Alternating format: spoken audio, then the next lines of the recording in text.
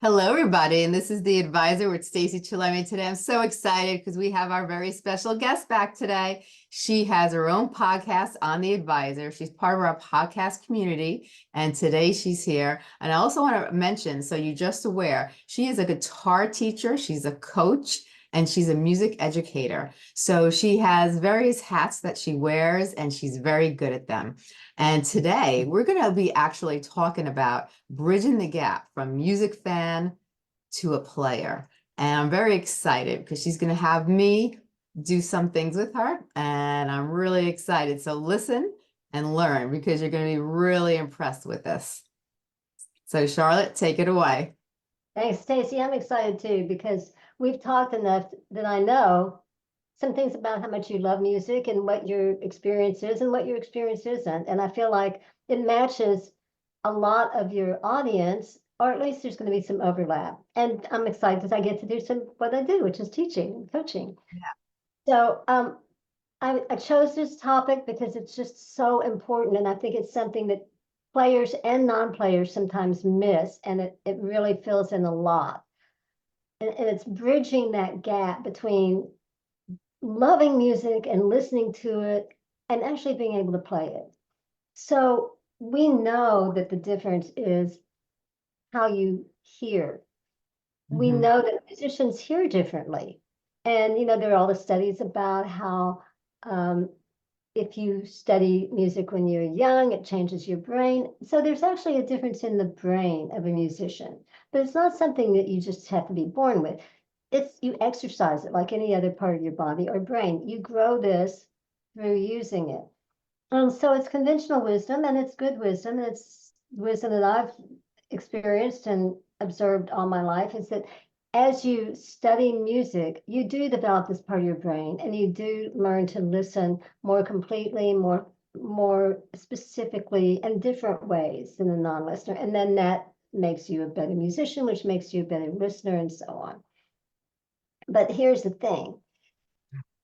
If you study music, it takes time. Of course, it's going to take time to develop, change your brain anyway, but it's going to take more time if all you do is just learn pieces on the piano or on the guitar or whatever your instrument is, one after another, not without changing your intention or your way of thinking. You will still get there, but you might not actually. So these are the two things that I've come up with. One is that you don't even have to play an instrument to develop this. Think about people who produce music. They may play an instrument, they may not, but they have really developed their ears, or sound techs. You develop your ear through your intention and through particular ways of listening or approaching listening. So there's that. So you can accelerate your musicianship just through developing your ear that way. But there's also something that I haven't heard anybody talk about either, and that is that I have observed over so many years of teaching is that there are people who can play music for years and years and years and still never really develop that very much. Yeah. Why? Because they're not thinking of doing it that way. We have a habit of doing something a certain way unless we intentionally change that and come around to a different way, we might not do it, right? And so then you're running around going, I have been studying this instrument for all these years and I'm like this much better. I want to be a whole lot better. Why do I not have this? Because we need to shift your awareness. It's just like anything else. It's like anything you want to learn or heal, it's a shift in awareness, right? It's pretty cool. You feel you have the power to do that. Yeah. So, so what I've seen people, and I've watched you, I've listened to you over these episodes, and you say frequently, music just changes everything. It can change my day. It changes the way I feel. And you talk a lot about the way it makes you feel. That's fantastic. That's what music should do for us, and we should love that and enjoy it. But if we want to play it, we have to know more than that. We can't do something if we don't really know what that something is, right? This theme in my life, like I can go on, I want this, I want this, I want this for years, and then one day I wake up and go, I haven't gotten clear on what that is. Maybe when I get clear, it'll give me a chance to get it, right? So I think I'm not alone in that. I think a lot of us go through that, maybe all of us. Mhm. So we need to know more about what that music is. So, what's happening when you listen, I believe, is it washes over you. It just washes over you. You just bask in that. It makes you feel sad, it makes you feel happy, whatever. But when a Right. musician hears it, they still get that. When you get educated, you don't get less, you get more for it. So what I want to really focus on today and bring your listeners' attention to are the three elements of music that you can really get the most bang for the buck. They're the most important elements of music, and they're the ones, if you start focusing on those and learning how to listen to them more acutely, then you will accelerate your learning. And even if you don't play an instrument, your enjoyment of music. Okay. Right. So those three elements are rhythm, melody, and harmony. Okay. Now I want to ask you because I'm I'm using you as someone who is a lover of music and has followed music her whole life and maybe dabbled with a few lessons when you were young, but not really gone deeply into learning music. Do you feel like you know what melody is? I think I know a little bit about it. I don't think I know deeply in depth about what true melody really is. How would you just describe it in a few words? Just a simple, I mean, I'm not looking for an in-depth thing. I wouldn't be able to talk about in-depth either unless we went to big analysis. But just, what do you think it is? Like, which part of the song would you define as the melody? I think the melody is the calm, soothing, or the message behind it, the music that makes it come to life. The melody, it's really, I think, the music that makes the words come to life. You have the singer who really you can tell sings from the heart and the soul, or that, you have those singers that just sing, but those singers that sing and they connect with the melody, which is the music, and they make it become alive, and it's portraying a specific message that really touches the heart. So I'm really, really glad I asked you that question because that I would not have guessed that answer, even though I know how felt like I knew how you listen to music. But that's just an elaboration on it washes over me, kind of the feeling. Okay, Mhm. so melody, I'm going to just define melody very simply for you. It's the part you sing.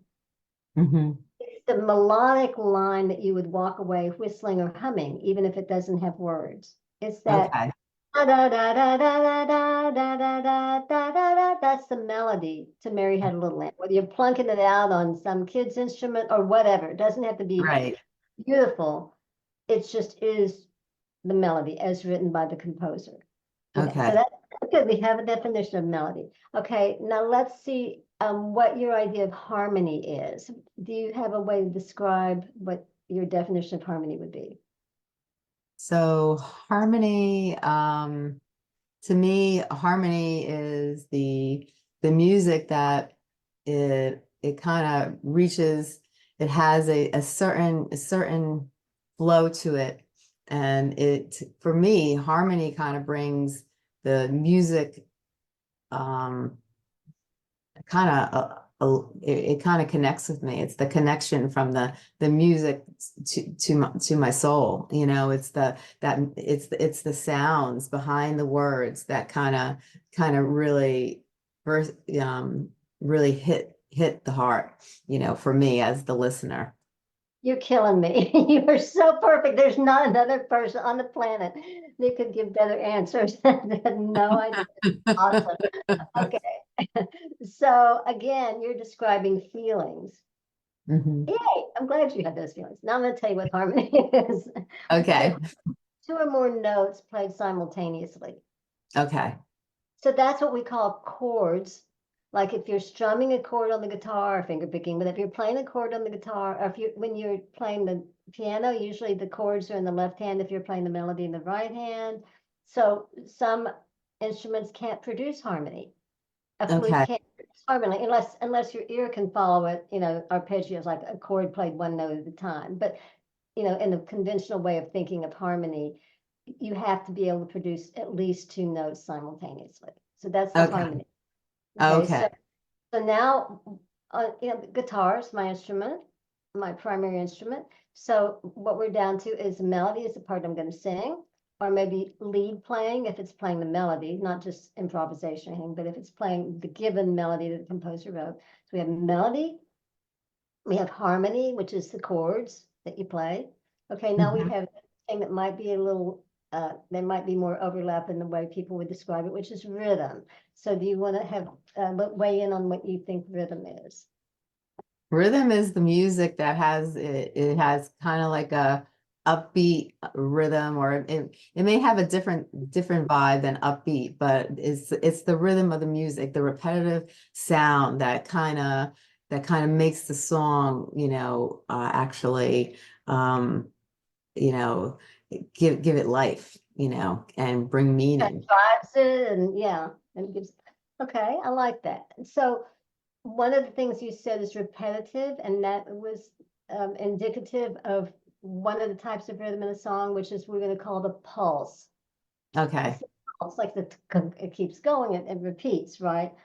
Okay, and then there's another kind of rhythm in music that I want to talk about today, and I'm going to put you through some things with, which is the melodic rhythm. Now, you might, after having talked about melody, you might have an idea of what that means, but let me go ahead and express it in teacher way.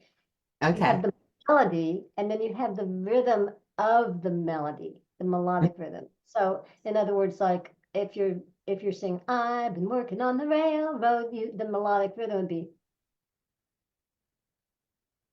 Okay. okay? That's super important. It's more important than most people realize, and it's the thing that really gets people stumbling a lot. I know from my guitar students, and and I will talk about that more later if you'll remind me. Okay. Melodic rhythm. So now you know you want to listen for those 3 things: rhythm, harmony, and melody. Okay, Okay. so we chose a song. I chose a song and you queued it up. And I Hmm. chose a song because I thought that the most people would be familiar with it. It's a great tune and it's not real complicated in trying to sort out which is which of these 3 elements of music. And we like it. Everybody likes this song. So um, what I want you to do is just play a segment of it and then stop it and then sing back in your most unaffected, who cares what it sounds like? I don't know what I'm doing voice, because that's how most of us run into this stuff. And now, first, before you do that, I want to tell you, you are awesome. I can't believe you're going to do this in front of people. I tell people, as I told you, I tell my students, you have to be vulnerable to do this. And my students do it just one-on-one with me, and they're very safe, but you are a great sport. So we're going to do this. I want you to not, just like any other of my students, I don't want you to try and be great or sound Oh, wonderful. I'm Just not. get it out there so we can tell kind of what's going on in your head. Okay. Yeah. All right. So I'm So just gonna warn you, I do go ahead. this. I am not a singer by no means, and I'm the person you don't want to hear when you play karaoke. So just more forewarning, guys. We got it. We got the warning. So you want me to play the I like segment to now? play it, and then when I say stop, just stop it and then sing back what you heard to the best of your ability. Okay. All right. Hey Jude, don't make it bad. Take a sad song, make it better. Okay, that's good. Okay. All right. So you want me to sing it now? Yeah, sing it. All right. Hey Jude, don't play a sad song. Make it glad, make it better. Okay, awesome. All right, so that's really good. You struggle with the lyrics, that's fine. And that's another thing we can talk about too. A lot of people struggle with the lyrics, and I have ways to help you with that too. But the thing that was pretty pretty wonderful about what you did is you have a good sense of the melodic rhythm. Okay, you don't have, like you said, when the reason you said you don't want to hear me at karaoke is because you haven't developed your pitch sense and you don't have the confidence in it. But you could, you know, Yeah. I could help you with that. You could definitely do that. You have a good sense and you have a really good sense of the melodic rhythm. So let me go into the melodic rhythm again. Well, first of all, I just want to emphasize this is the first thing you want to listen for in a song. It's a melody, okay? And you, Okay. just because you can sing along with the recording, one of my students was telling me yesterday, we were talking about something similar, and he said, yeah, I feel like, you know, when I turn it off, I'm not, I said, it's like the music is dragging you with me. He said, right. It feels like you turn off the recording and like you just fall flat, right? Then that means you don't really have it. So before you start to play a song, you want to be able to sing it because you cannot play it if you can't hear it. And if you can hear it, you can at least do a decent job of singing it, like what you just did. Okay. So, um, so melodic rhythm, I'm going to go back to that because as I was saying, that's really important. So what you did was you sang the melodic rhythm correctly. You went, hey, Jude, don't make it bad. You had that space in between. I call it, because I've got experience in visual arts when I was young, especially, I call it negative space. You know that the positive space and negative space in the visual, Yeah. like space thing, like you can shift your vision, you can see an image and you shift it another way and you see a different image in the negative space. Well, music Yeah. has negative space. It's super important. And a lot of people only hear what I call, nobody else calls it this, the positive space, like where the words and the melody are actually doing something. But that something in between the doing something makes the whole thing. So think of music, a song, think of a song like in a container, Hmm. like maybe a square, and it fits in there. And so the pieces have to fit. So it's not just all this color or shape, it's also stuff in between that gives it the shape. Right. So we want to pay attention to those. How long is it? Hey, Jude, don't make it bad. Break a sad. See what I'm saying? You get leave that. That's what gets people when they're trying to play guitar and they're strumming and they're not getting the right number of beats in the measure. So the next thing you'll listen for is that pulse. That's your steady pulse. 1, 2, 3, 4. Be good if you know, is it something that can be divided by 2 or by 3? We'd call that duple Right. time. If it's 2, triple time by 3. This one can be divided by 2. So, hey, Jude, don't make it bad. I want to be able to clap it and sing it. Right. If you can do that, you are like 90% of the way toward playing on your guitar. Okay. Oh, yeah. So now you've got the melody and 2 kinds of rhythm, melodic rhythm and pulse. And then all you have left is harmony. So we're going to listen to the song again. If it's possible, what I want you to do is put it back at the beginning. And when you hear the chord change, and you might not get this right, that's okay. That's part of the deal. You got to get it wrong sometimes to tell how to get it right. So Yeah. when you hear the chord change, don't stop the recording, just raise your hand. So when I, And when I, when when you I, hear a chord change in the music, like the harmony changes, like, okay. yeah, okay. So stop it when I get to that point. Okay. No, don't stop it. Just keep the recording going because it's going to happen a Oh, number. So every okay. time, I should put it that way. Every time you hear a chord change, raise your hand and put it back down again to wait for the next one. And then raise your hand the next time it comes around. Okay. So I know this is our communication. So I know. All right. Jude, don't make it bad. Take a sad song and make it better. Remember to let her into your heart. Then you can start to make it better. Okay, good. All right. So you got some of them, you missed a few. Okay. Now Okay. this is something you develop your ear. Okay. So this is something when you have written music, you can look at it and go, oh, there's one. There's a chord change on that word. Helps if you have words. On that word. And I'm gonna go back and listen to it now and see oh, I hear it. You know, go back and listen again. There it is. Now I hear it. I didn't hear it before, but now that I see it written there, it's pointed out to me that's where that harmony changes. Okay. Okay. So you want to listen to all music this way, but before you learn a song, really do this because otherwise you're just trying to do something that's almost mechanical or robotic. It's not connected to your ear, to your heart and soul. Right. And neither will it connect to anyone else's very well. But it's like you're trying to memorize these just like random things. They don't make sense. They don't form into some picture. Yeah. Yeah, so you got to get the whole picture.